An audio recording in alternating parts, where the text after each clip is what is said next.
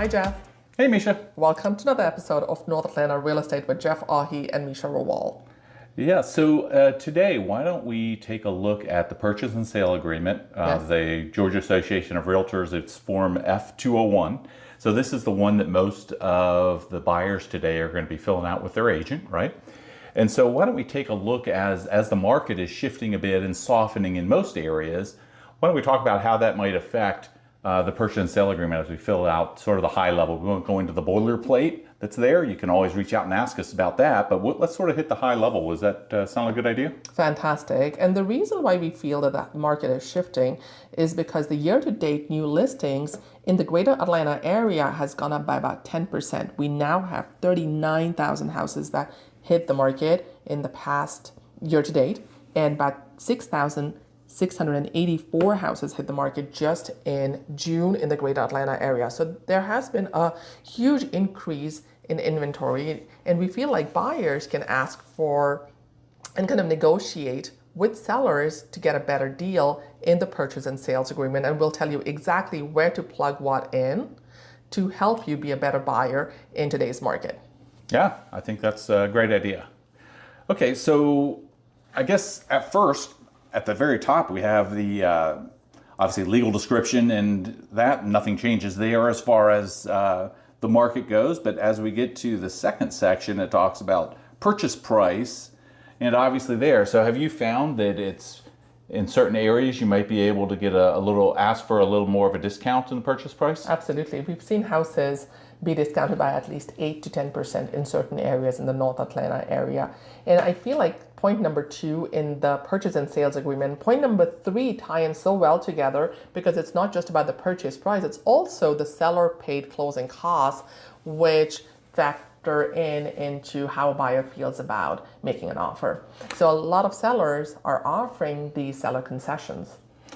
Yeah, and maybe to give some of our folks some context, when you're purchasing a home, the closing costs combined with the escrow for taxes comes out to be about roughly 3% when you look at it all together. And so when we were back in 2021 and the first half of 2022, remember we were just coming out of COVID and the market was so strong.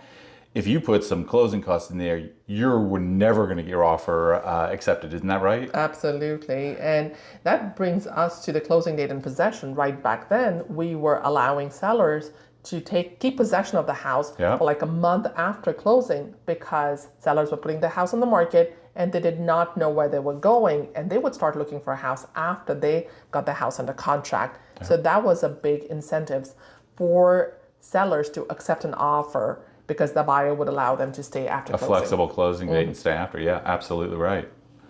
But typically in today's market, you definitely want to close on a date and take possession the same day.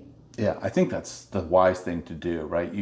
Ideally, you want the seller to be already out. It just helps avoid certain problems that can crop up. And if you are allowing the seller to stay after closing, make sure that you keep a key with you or you have one access apparatus with you, because that comes with the contract. Is when you close, you get a key or a fob or a garage door opener at closing. And I know certainly when I was writing some of those offers back in 2021, et cetera, we would let the seller stay for free sometimes for up to a month or what have you as an extra incentive. But maybe today, if we did allow the seller to stay, we might expect them to pay sort of a fair market rent. Absolutely. And please, this was something that happened in one of my closings. My seller was allowed to stay, but the buyers didn't realize that the insurance would be the homeowner's insurance, and there would be like a gap insurance in between the time when the sellers would continue staying in the house and the buyers had the homeowner's insurance, while my sellers ended up taking renter's insurance for their same property. Yeah, that's a great tip because they do need to watch out for that. Absolutely. Now, the holder of earnest money could be the law firm, which is going to close the property. Yeah, or the brokerage. Yeah, buyer's brokerage. And the one area there that I know certainly I increased the earnest money on certain offers back when we were really competitive. And I think now today you can probably try to whittle that down. And, To the and I 1%? often try to do it at 1%, and a lot of agents will still allow that to go through, although you do run occasionally into that 2% kind of minimum threshold. Right. But I would start at 1% because it's, then you have some money that you could walk away from if the world goes haywire and you were already past all of your contingencies and you had no other way out of a contract.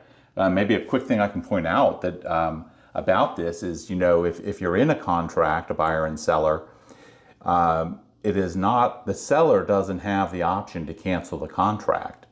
And if they did breach the contract, the buyer could sue for specific performance and other damages. And so it could be quite expensive for that seller. So the thing to keep in mind here on the buyer side, the buyer is, if they walked away in the due diligence period, then they owe nothing, right? So they're in the driver's seat with a lot of leverage, and they don't have to worry about the seller canceling the contract if they make a request. But the buyer, if he walks away from his earnest money and he put down 1%, so you've got it would still hurt, but I mean, if you only had $5,000 down on a $500,000 house, you could walk away if you had to. And the seller is not allowed to sue you. That is the complete damages that the seller is going to receive. So it's something I think for the buyers to keep in mind. Very interesting. Now, the earnest money, I always liken the earnest money that the buyer gives and holds in deposit with either the closing attorney or the brokerage as like an engagement ring, because the buyer and the seller are now in a relationship, and the earnest money is the ring that one party gives to the other as like a trust, saying that you're off the market, I'm off the market, and now all we need to do is make sure that we reach the closing table. And the earnest money is typically 1%, but it could go up to 2 to 3% depending on how big you want the diamond to be. Yeah, so if you want to impress, I guess your partner, you get them a big diamond, just like you impress the seller, you might give them a lot of earnest money. Absolutely. That's a great, honestly, I have not heard that one. That's a great little way to look at it. Yes, and the earnest money belongs to the buyer. So that's correct. If and they get it back at closing as the closing costs, or they could use it towards the down payment, but it belongs to the buyer and the seller has no claim over it. Yeah, unless all the contingencies are over and then the buyer decides to walk away. That's correct. Yeah, that's correct. Perfect. And now the inspection and due diligence. There is something which is point number 8 in the purchase and sales contract. Yeah, so this is probably one of the big things that's changed, I suppose, right? When we're in the froth of the market, we had to keep that just as short as possible. And we even had times, I had a client one time, we had no inspections. We just said, we're taking it. And so today, I think we have maybe a little more flexibility where we can ask for a little bit more time to take a good look at it. And, Are you thinking maybe 5 days? Because when I was back in the business, it used to be 7 days, maybe even 14 days, and it dropped to 2 days. Right.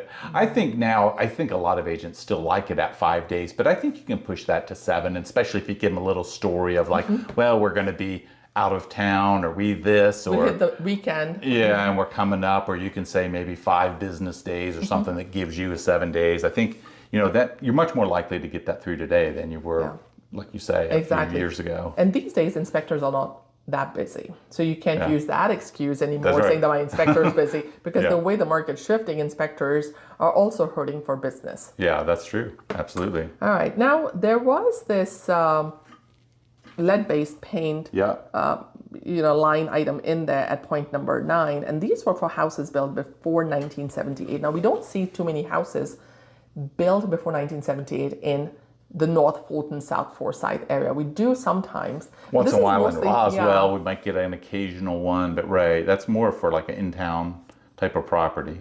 Yeah. So there's not much change there. I think obviously those disclosures have to be made. It's that's federal law that they have to be disclosed if it was built prior to 1978. Because of the lead-based. Because of possible lead-based paint there, absolutely. Perfect. And now the point number 10 is about the brokerage relationships, where you are being represented by your agent either as a client or a customer. And point number 11 talks about the time limit of the offer when the time expires. Now, it is so important in real estate contracts to adhere to time limits because time is of the essence. Every minute is important. Like if you have a time expiration for 11 o'clock, you cannot go up to 11:01 because your offer has expired at 11 o'clock. Yeah, and I think it's a great thing that you point that out. Let's just talk about that a little bit more, especially as it pertains to due diligence. Because let's say we have made a request of the seller and we said, hey, we want you to, let's just say, give us $3,000 as compensation for these items. And the clock is ticking, and let's say it's going to run out at 9 p.m. that evening, and you haven't heard from the seller yet. Your problem as a buyer is you really only have an option of you terminate the contract or you're accepting it as is with that, right? And so you really do have to pay attention, and so you don't let your agent overlook that. Absolutely. That's a big problem, right? I have seen amendment to address concerns, which is a topic we'll talk of in a different episode, come in with a termination letter attached to them saying that if you don't accept these, or if by chance we go over the time limit because it's the holidays, you're out of town, or one party has not signed it, the termination letter comes with it. And it says that if you don't sign it, it gets terminated unilaterally. Yeah. But also, it protects you as a buyer. Mm-hmm. Yeah. Interesting. Yeah. So now, like you said, we probably don't have time to go through all the exhibits and special stipulations that we could get into, I suppose, right? Absolutely. But, rest assured that all the boring lines in there are to protect you as a buyer and a seller in the state of Georgia. So pages number 2, 3, 4, 5, 6, are disclosures and clauses which protect you and all parties involved in the real estate transaction, from any legalities. And it just kind of, whenever you have time, just go over them. Now we'll jump straight to page number 9, which talks about the exhibits and addendums, but maybe we'll leave the exhibits for another day, Jeff, and talk about something which is down at the bottom, the special stipulations. Yeah, we could do that. So the special stipulations, just kind of a free-form area where you could ask for anything. You'd ask for their dog. Probably not a good idea, but you could do it, right? Haven't had that one happen. Yeah. But you can pretty much put anything in there that you want, and as long as it's agreed to, it becomes part of the contract. So what are the kind of things that you think that we could have as special stipulations in there now, Meesha, that maybe we couldn't when the market was a little tighter for the sellers? Like you said, we could ask for not really the moon, but yes. Typically, to be effective in your special stipulations, you want a clean contract. You don't want to ask for too much because then your offer gets to go to the bottom of the pile and your offer will be overlooked as somebody who was being unrealistic in their needs. Special stipulation, I would say keep it clean, maybe ask for a home warranty. You've already been to the house, you saw during the first visit to the house that it had an old water heater. It may have another 3, 4, 5 years to go. Ask for a home warranty, which pretty much protects all the components in the house, especially the electrical, the plumbing, the water heater, the appliances. A second thing, which may not be a bad idea to ask for, would be a professional home cleaning, because according to the contract, the house has to be broom swept. Now, everyone's idea of broom swept is different. Yeah. So I would definitely ask for a professional home cleaning and ask for receipts at the closing table, which will let you know that there was proof that it was cleaned. Okay, I think that's a good idea. Any things that you would ask for, Jeff?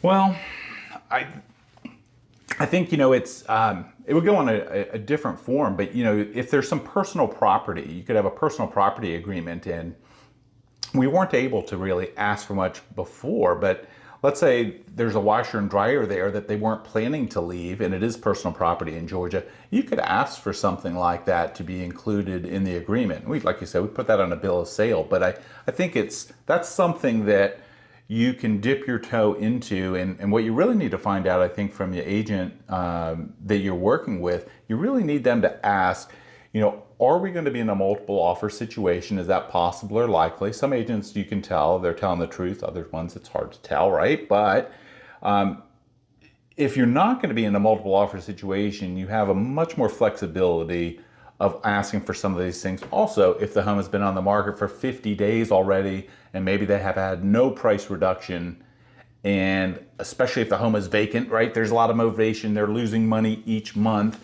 then they're going to be much more likely to do something as opposed to a property where you have, maybe a few other offers coming in and it's the first weekend. You're not going to, it's going to be right, you have to use a little common sense. Then you can't ask for the moon. You're not going to win that offer, right? Yes, absolutely. So, and then, when I used to work in South Carolina, it was very interesting. We had to ask for a clear termite letter that you don't have to do in Georgia, even though we have a lot of termite. But not anymore. Not anymore.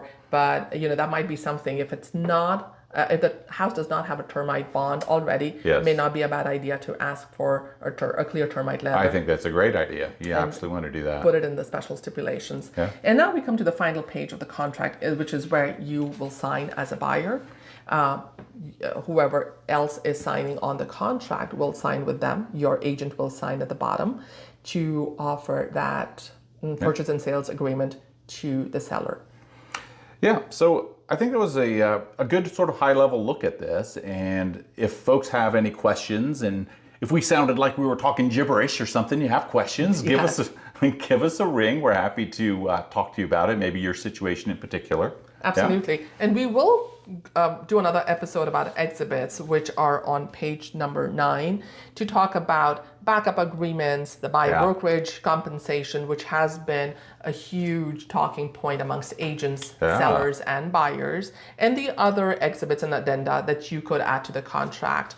But yes, if you have any questions as a buyer in a state of Georgia and have questions about the contract or anything related to that, reach out to Jeff Ahi or Meesha Rawal, and we'd be very happy to answer any questions.